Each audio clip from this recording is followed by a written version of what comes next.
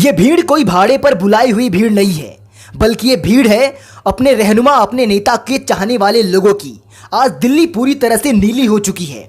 ये भीड़ है भीम आर्मी के चाहने वाले कार्यकर्ताओं की, जिन्होंने नीले गमछे और नीले झंडे से पूरे दिल्ली को नीला कर दिया है। आज भीम आर्मी की ओर से जंतर मंतर पर प्रचंड प्रदर्शन किया गया। इस प्रदर्शन में देश भर के लोग शामिल हुए। प्रदर्शन का मकसद दलित और वंचितों की आवाज हमेशा के लिए बंद करने के मकसद से 28 जून को भीम आर्मी के प्रमुख चंद्रशेखर आजाद पर हुए हमले का विरोध करना था। साथ ही गरीब, दलित, आदिवासी और पिछड़ों में एकता की डोर को मजबूत करते हुए उन्हें जागरूक करना था। यहाँ पर इस बात का भी जिक्र कर दे कि आज भीम आर्मी का संस्थापना दिवस है। इस अवसर पर दिल्ली के जंतर मंतर पर आयोजित प्रदर्शन में भीम आर्मी के देश भर में सक्रिय नेता, कार्यकर्ता, समर्थक इसमें शामिल होंगे।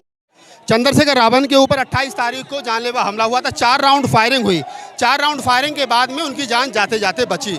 ये घटना सहारनपुर के देवबंद की है। उसके बाद में देश भर के तमाम बहुजनों में गुस्सा था, क्योंकि चंद्रशेखर रावण बहुजन समाज के एक उभरते हुए चेहरा हैं, उभरते हुए नेता हैं। इसी बात को लेकर के आज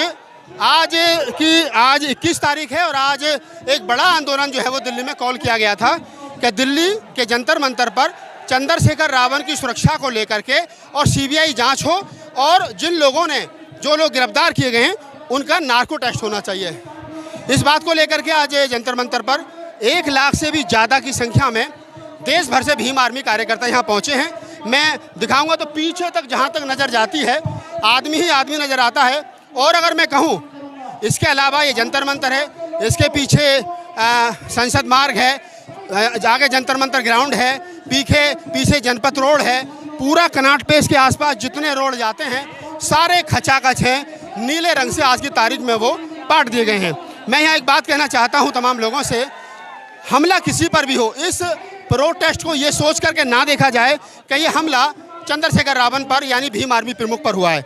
आज यहाँ जो भी लोग आए हैं, स्वामी प्रसाद मौर्य आए हैं, जयंत चौधरी आए हैं, समाजवादी पार्टी के तमाम बड़े नेता आए हैं, वो इसलिए आए हैं कि आज इसका नंबर है तो कल उसका नंबर है। समय समय पर इस मनुवादी सरकार में बचेगा कोई नहीं है। मंच की तरफ मैं दिखाऊं आपको, मंच पर आप देखेंगे कि चंद्रशेखर रावण हैं, उनके बराबर में योगेश वर्मा हैं और तमाम वो लोग हैं, केपी चौधरी हैं, स्वामी प्रसाद मौर्य हैं, तमाम लोग हैं, भीम आर्मी के तमाम बड़े नेता हैं। तो वही सारी चीज़ मैं आपको बताने की, दिखाने की कोशिश कर रहा हूँ कि ये एक पहला मौका है कि दिल्ली को इस प्रकार से जाम कर दिया गया है और बताने की कोशिश की जा रही है।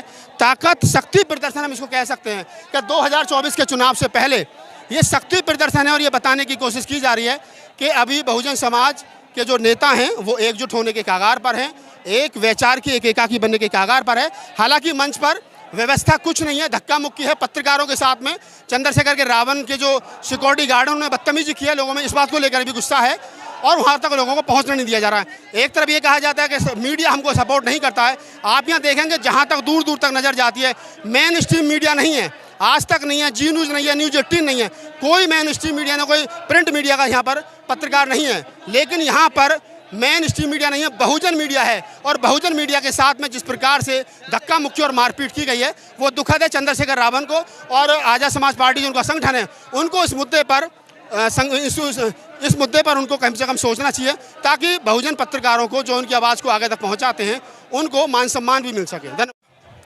चौधरी साहब, लाखों की संख्या में भीड़ पहुंची है, ये महज भीड़ है या सही माने में बहुजन योद्धा हैं जो बहुजन महापुरुषों की विचारधारा को समझ करके बहुजन मूवमेंट को आगे मजबूत कर सकते हैं?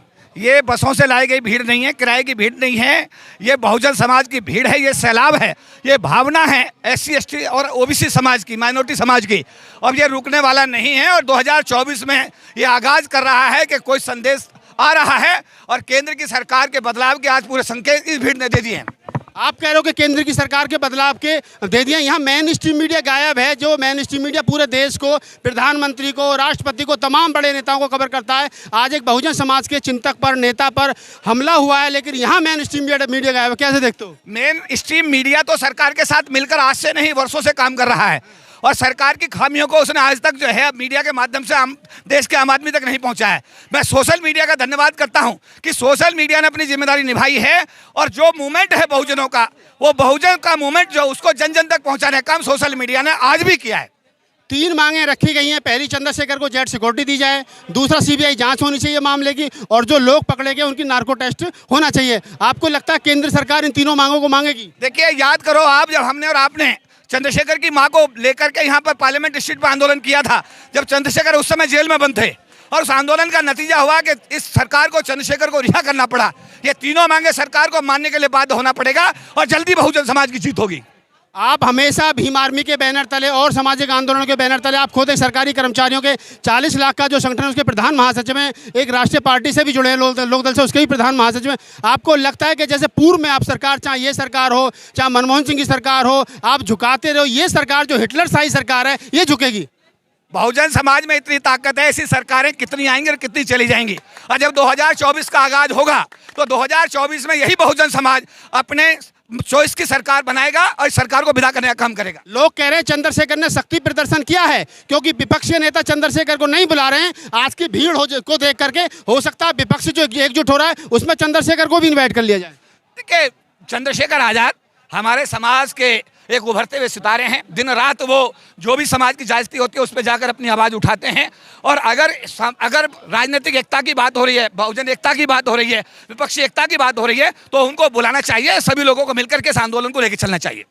लोग कह रहे हैं कि बहन जी नाराज हो जाएंगे अगर चंद्रशेखर को बुला लिया तो। हम तो कह रहे हैं बहन जी को भी इस आंदोलन का, बहुजन समाज का आंदोलन उन्होंने चलाया है, काशीराम जी चलाया है, सबको बहुजन समाज का जो आंदोलन चल रहा है उसका हिस्सा बनना चाहिए। मैं बहन जी को भी आमंत्रित करता हूँ कि आज बदलते परिवेश में बहन जी को भी इस आंदोलन का हिस्सा होना चाहिए। अगर बहन जी आ गई तो बहन जी चाहती हैं, और आपको नहीं लगता कि वो विपक्ष की तरफ से प्रधानमंत्री का सबसे बड़े पद के चेहरे के रूप में दावेदार होंगी? अगर कोई दलित समाज का आदमी, अनुसूचित जाति समाज का आदमी, क्योंकि ब्राह्मण भी बहुत मुख्य प्रधानमंत्री बन रही है, बहुजन समाज के दूसरे समाज के लोग भी प्रधानमंत्री बन रही है, ओबीसी समाज के लोग भी प्रधानमंत्री बन रही है, ठाकुर भी प्रधानमंत्री बन रही है, अगर दलित समाज की कोई व्यक्ति प्रधानमंत्री बनती है तो इस देश के लिए एक नया संदेश होगा। आप एक राष्ट्रीय पार्टी के राष्ट्रीय प्रधान महासचिव हैं, आप कह रहे हैं कि बहुजन समाज की बेटी यानी मायावती देश की प्रधानमंत्री बननी चाहिए। आपको लगता है कि विपक्ष जो है, जो अभी 37-38 लोग इकट्ठा, 37-38 राजनीतिक दल एक प्लेटफॉर्म पर इकट्ठा हुए हैं, और भी आने की संभावना है, वो बहन जी को स्वीकार करेंगे? चमार की बेटी देश की प्रधानमंत्री विपक्ष स्वीकार करेगा? देखिए, उत्तर प्रदेश के मुख्यमंत्री के रूप में जिस तरह उन्होंने एक स्वच्छ प्रशासन पूरे उत्तर प्रदेश में दिया, भारत का सबसे बड़ा प्रांत है उत्तर प्रदेश, वहाँ पर कानून व्यवस्था को उन्होंने काबू में किया, आम आदमी के साथ न्याय किया। अगर सभी लोग मिल करके उनका चयन करते हैं तो देश के हित में एक बहुत ही दूरगामी कदम होगा। तो आप केपी चौधरी साहब थे, राजनीतिक दल आरएलडी के प्रधान महासचिव हैं, और अखिल भारतीय सरकारी कर्मचारियों का जो फेडरेशन है उसके भी प्रधान महासचिव हैं। पहले भी भीम आर्मी के लिए बड़े बड़े आंदोलन यहाँ करते रहे। उनका संबोधन मंच पर हुआ था। मेरी जिज्ञासा थी उनसे बात की जाए ताकि पता चल सके कि विपक्ष की जो एकजुटता यहाँ दिख रही है, सीताराम येचुरी, आरजेडी के मनोज झा और समाजवादी पार्टी के स्वामी प्रसाद मौर्य और तमाम विपक्षी दलों के जो राष्ट्रीय लोक जयंत चौधरी साहब इकट्ठा हुए हैं चंद्रशेखर रावण को न्याय दिलाने के लिए, तो क्या ये बहुजन एकाकी आगे बढ़ेगी? इसी पर हमारे सवालों का बेबाक रूप से मुखर होकर के केपी चौधरी साहब ने जवाब दिया।